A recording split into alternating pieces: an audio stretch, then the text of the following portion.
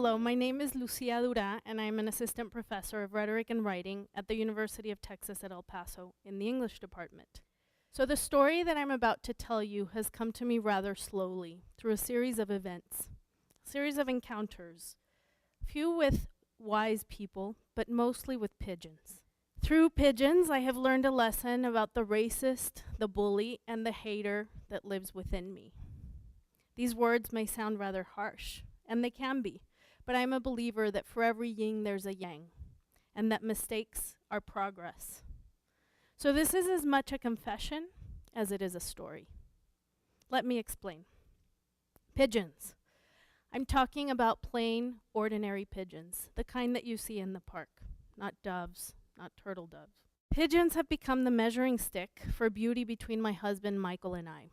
You see, Michael sees the beauty in many things. I think one of the reasons I fell in love with him in the first place was that everywhere we go, he's able to point to beauty in the background. So if I decide to take a picture of a beautiful building, Michael is taking the same picture, but of the tree beside it, or of a car, or of a shadow.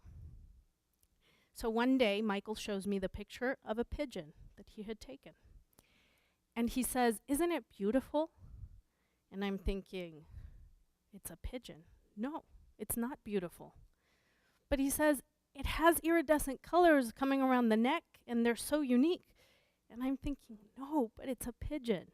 It's ugly. It's an ugly bird, and it's a dirty bird. And that's where the conversation ends.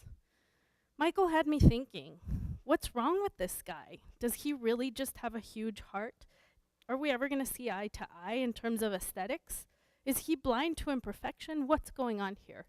So one day I'm sitting in my new office at UTEP, and I look out the window as I'm moving in and getting things out of boxes and setting up my computer, and lo and behold, a family of pigeons lives right outside my window. And this family lays eggs, the eggs hatch, it lays eggs again, eggs hatch, and so on for at least 6 times since I've been here. Pigeons of all things. But it was precisely in this office that one day I was reading a newsletter from The Art of Living that comes into my inbox every so often. And in this newsletter, I read about a Hindu concept that caught me off guard. This concept is called anasuya. And this is what I read. Knowledge will be different at different levels of consciousness. At a particular level of consciousness, you will become anasuya. Anasuya is devoid of fault-finding eyes. If a mirror is dusty, you need a duster to clean it. But if your eyes have a cataract, any amount of dusting will not help. So first, you have to remove the cataract. Then you can see that the mirror is already clean. This got me thinking. I looked out the window and saw the pigeon parent feeding the babies. A beautiful miracle. How could I have thought so poorly of the pigeons and indirectly of Michael's perception of beauty? That's when I first considered, might I have a cataract that's preventing me from seeing beauty or from reaching anasuya? On a different day, Michael and I sat outside having lunch with my mom. And Michael pointed out, in his very Michael way, a turtle dove and how beautiful it was. And my mom immediately responded, well, yes, that is beautiful because it is a turtle dove. Pigeons are ugly. They are dirty birds.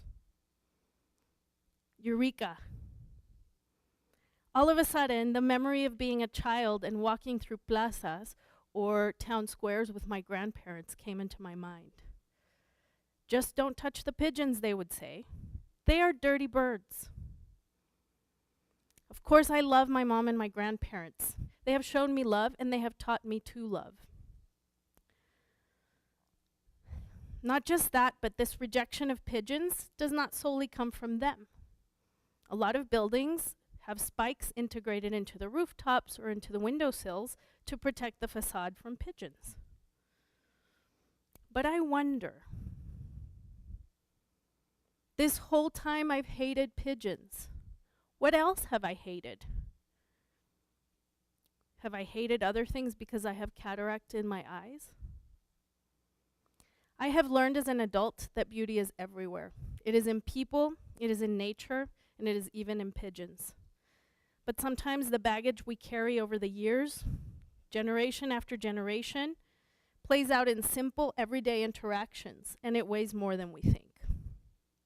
We tend to think of racism and hate crimes as genocide or large-scale events, violations of human rights, and racism and hate are there. But it is everyday racism and everyday hate that is invisible, that creeps into our institutions in the form of microaggressions. It comes into our families, into our schools, into our workplaces, and into our parks and places where we socialize. All because of cataracts.